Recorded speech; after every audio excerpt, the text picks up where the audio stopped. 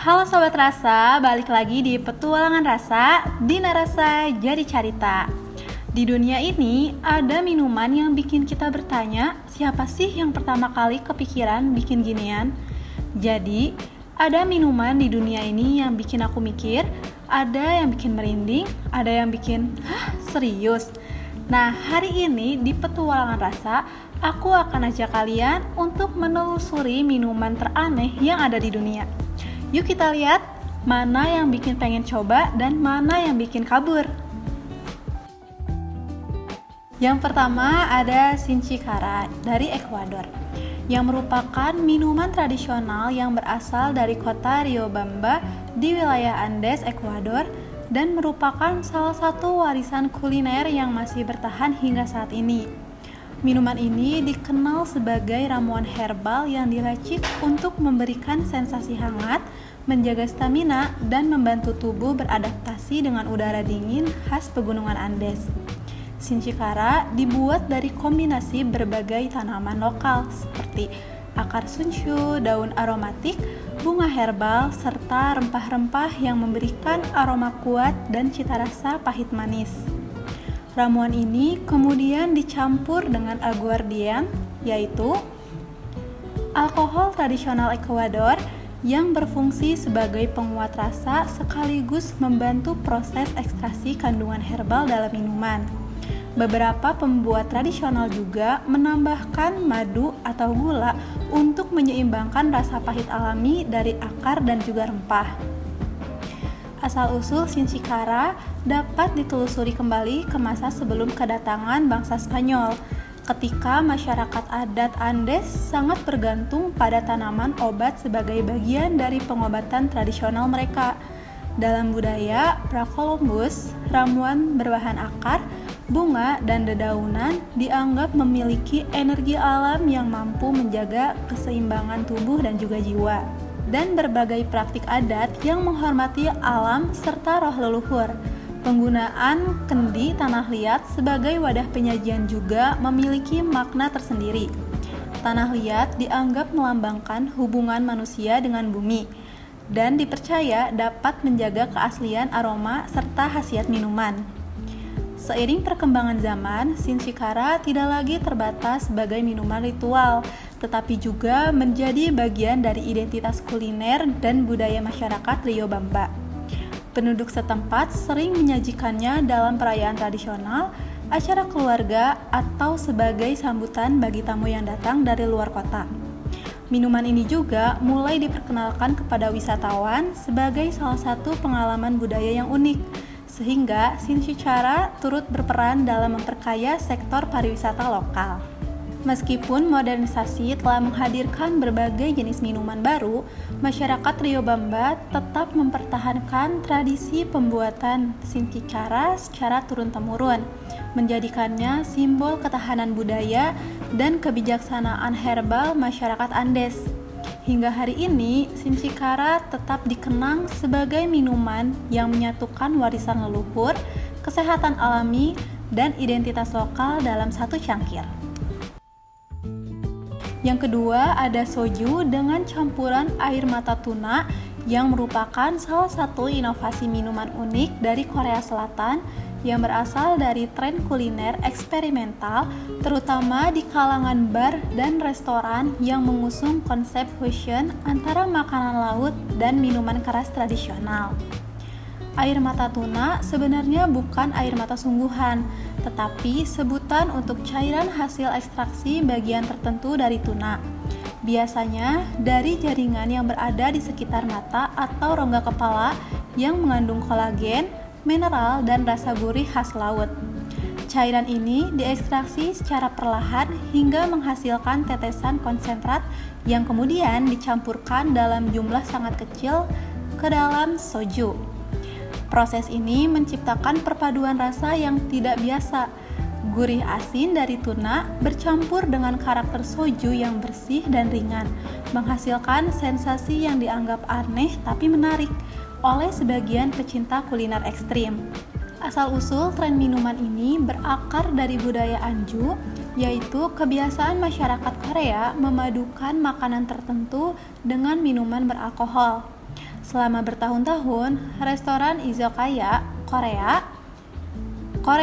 dan bar seafood mencoba menghadirkan pengalaman minuman yang lebih intens dan eksperimental, sehingga mereka mulai menambahkan elemen laut ke dalam minuman, termasuk ekstrak kerang cumi dan akhirnya tuna.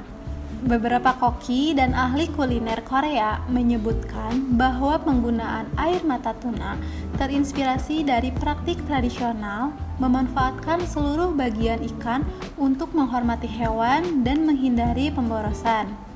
Konsep serupa dikemukakan dalam budaya kuliner Jepang dan juga Korea. Karena jumlah ekstrak tuna yang digunakan sangat sedikit dan proses mendapatkannya cukup sulit, minuman ini menjadi semacam signature drink eksklusif yang hanya tersedia di tempat-tempat tertentu. Saat ini, soju dengan campuran air mata tuna lebih dikenal sebagai minuman tantangan atau novelty drink, terutama di kalangan wisatawan dan pecinta kuliner yang ingin mencoba sesuatu yang ekstrim dan tidak biasa. Meskipun tidak semua orang menyukai perpaduan rasa laut dan alkohol, minuman ini tetap menjadi bagian dari tren unik Korea Selatan yang memadukan kreativitas, keberanian rasa, dan budaya kuliner eksperimental. Di balik keanehannya, minuman ini menunjukkan bagaimana masyarakat Korea terus bereksperimen dalam dunia gastronomi sambil menjaga elemen tradisional seperti soju sebagai dasar utamanya. Yang ketiga ada bir Jawawut atau tongba, biasa dikenal sebagai tongba, yang merupakan minuman fermentasi tradisional dari suku Limbu di Nepal bagian timur, terutama di wilayah pegunungan yang dingin seperti Lam dan Taplejung. Minuman ini dibuat dari Jawawut atau millet yang difermentasi hingga menghasilkan bubur biji yang disebut mandopena. Mandopena kemudian dimasukkan ke dalam wadah kayu atau bambu berbentuk tabung yang juga disebut tongha, lalu diseduh dengan air panas. Proses penyeduhan ini tidak menghasilkan bir dalam bentuk cair langsung seperti bir modern, melainkan minuman yang diekstraksi dari biji-bijian fermentasi tersebut. Air panas akan menyerap rasa dan alkohol secara perlahan, sehingga minuman dapat dinikmati dalam beberapa kali penyeduhan, membuatnya terasa hangat, aromatik, dan sedikit manis beras dengan sensasi fermentasi yang lembut. Asal-usul tongba berasal dari tradisi kuno masyarakat Limbu yang telah berabad-abad memanfaatkan millet sebagai makanan pokok dan bahan minuman ritual. Pada masa itu, tongba bukan hanya minuman penghangat tubuh, tetapi juga bagian dari upacara adat, simbol persahabatan, dan penanda status sosial. Tongba sering dihidangkan saat acara keluarga, penyambutan tamu, hingga perayaan panen. Cara meminumnya pun unik. Air panas dituangkan ke dalam tongba, kemudian diminum menggunakan sedotan bambu berlubang kecil yang berfungsi menyaring biji-bijian. Setiap kali rasa mulai melemah, air panas kembali ditambahkan, sebuah kebiasaan yang menciptakan momen kebersamaan, karena minuman tongba biasanya dilakukan sambil berbincang dalam suasana dingin khas Himalaya. Seiring perkembangan zaman, tongba menjadi simbol identitas budaya etnis Limbu dan ikon kuliner Nepal bagian timur. Meskipun kini tersedia dalam bentuk fermentasi komersial, tongba tradisional tetap paling dihargai karena dibuat dengan teknik turun-temurun dan menggunakan millet lokal bermutu tinggi. Bagi para pendaki dan wisatawan yang berkunjung ke wilayah pegunungan Nepal, tongba sering menjadi minuman favorit untuk menghangatkan tubuh dan merasakan pengalaman budaya autentik. Lebih dari sekedar minuman beralkohol, tongba merepresentasikan hubungan manusia dengan tanah, tradisi, dan kehangatan pertemuan dalam masyarakat Himalaya. Lalu ada boza dari Bulgaria, yang merupakan minuman fermentasi tradisional yang sangat populer di Bulgaria dan beberapa negara Balkan lainnya. Dikenal karena teksturnya yang kental, rasanya yang manis asam lembut, serta karakter yang menenangkan. Minuman ini dibuat dari biji-bijian seperti gandum, millet, atau jagung yang direbus, digiling, kemudian difermentasi. Kemudian difermentasi menggunakan kultur alami. Proses fermentasinya menghasilkan minuman rendah alkohol dengan rasa yang khas, manis, sedikit asam, dan memiliki aroma gandum panggang. Boza biasanya berwarna coklat muda, memiliki kekentalan yang menyerupai bubur cair, dan disajikan dalam keadaan dingin sebagai minuman nutrisi maupun penghilang dahaga. Asal-usul boza dapat ditelusuri hingga lebih dari 1000 tahun lalu pada masa Kekaisaran Ottoman. Ketika minuman fermentasi berbasis biji-bijian umumnya dikonsumsi sebagai sumber energi oleh tentara dan juga pekerja. Seiring penyebaran pengaruh Ottoman ke Balkan, teknik pembuatan boza turut berkembang dan diadaptasi oleh masyarakat setempat termasuk Bulgaria.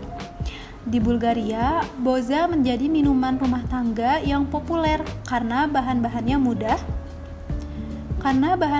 mudah ditemukan dan proses pembuatannya relatif sederhana. Pada abad ke-19, boza bahkan diproduksi secara komersial dan menjadi bagian dari kebudayaan makanan jalanan, dijual oleh pedagang keliling dan toko-toko roti tradisional. Hingga kini, boza tetap dianggap sebagai minuman nostalgia yang membawa kenangan masa kecil bagi banyak orang Bulgaria. Boza bukan hanya minuman biasa, ia memiliki nilai budaya dan nutrisi yang kuat. Dalam tradisi Bulgaria, boza sering dipasangkan dengan humisa, kue pastry keju khas Bulgaria, dan kombinasi ini dianggap sebagai sarapan klasik yang sangat memuaskan. Selain menjadi sumber energi, boza juga kaya vitamin B, mineral, serta probiotik alami yang bermanfaat untuk pencernaan. Meski beberapa negara membuat versi boza mereka sendiri, boza Bulgaria terkenal memiliki keseimbangan manis dan asam yang paling halus. Sampai sekarang, boza tetap menjadi simbol warisan kuliner Balkan, mencerminkan tradisi fermentasi yang telah diwariskan selama berabad-abad dan terus dinikmati oleh berbagai generasi. Next ada Mama Juana yang merupakan minuman tradisional yang sangat terkenal di Republik Dominika.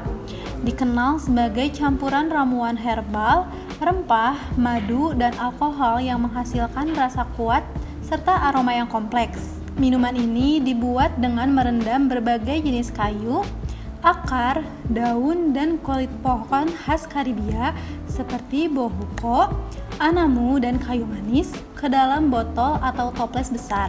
Setelah itu, campuran tersebut disiram dengan ram Dominika, anggur merah, serta madu untuk menciptakan perpaduan rasa manis, pedas, herbal, dan sedikit pahit. Setiap botol Mama Juana dapat digunakan berulang kali.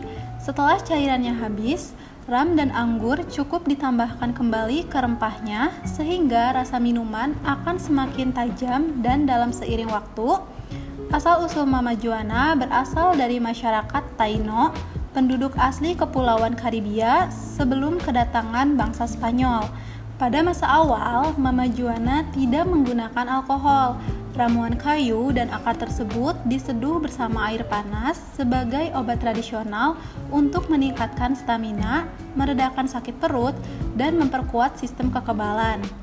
Setelah bangsa Spanyol memperkenalkan ram ke wilayah tersebut pada abad ke-16, masyarakat Dominika mulai mencampurkan alkohol ke dalam ramuan itu, sehingga terciptalah versi Mama Juana seperti yang dikenal saat ini.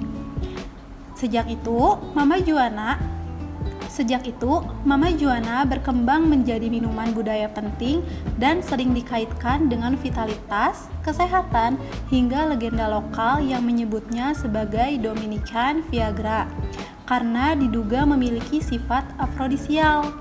Hingga saat ini, Mama Juana menjadi simbol kebanggaan kuliner Republik Dominika. Minuman ini umum disajikan saat perayaan keluarga, acara sosial, hingga festival nasional. Banyak warga lokal yang memiliki resep turun-temurun dan setiap keluarga sering memiliki racikan Mama Juana dengan karakter rasa berbeda. Selain dikonsumsi sebagai minuman keras, mamajuana juga dipasarkan sebagai oleh-oleh khas bagi wisatawan yang ingin membawa pulang cita rasa tradisi Dominika. Dengan sejarah panjang yang menggabungkan pengetahuan herbal Taino dan budaya Nam Karibia, mamajuana bukan hanya minuman, tetapi juga representasi warisan budaya dan identitas nasional Republik Dominika.